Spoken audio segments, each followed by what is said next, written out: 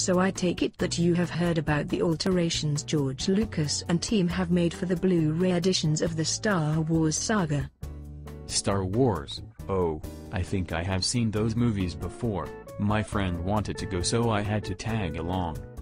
I wouldn't buy that for $1. Anyways, let's review some of the changes, and let's hope the viewers will contribute their thoughts and feelings about them. Starting with the seemingly most controversial change that happens at the end of Return of the Jedi.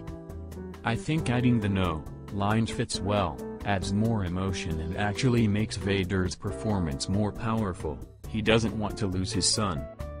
He still looks back and forth between Luke and Palpatine, so there is still conflict in him, but he has had enough. I say well done. You know, I have been waiting decades for the Ewoks to blink. I'm so glad they finally got around to that. Laugh out loud. But what's with the replaced audio during the scene when Ben Kenobi scares away the Sand People? It sounds horrible. Indeed, and finally we get a closer look at the rest of Jabba's palace door. It's about damn time. Ouch, my side. However, I'm glad they replaced the puppet Yoda with the CGI version in The Phantom Menace. Nothing against the puppet people, but it looks better. And how's about the addition of some rocks that R2-D2 hides behind? The wait is over. Have they made any changes or additions to the prequel trilogy?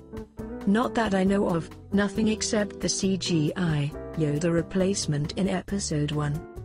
I wonder what else will be changed, added, altered for the 3D releases. To be honest, I really don't care what else they change. I still love these movies. No. Stop it. No.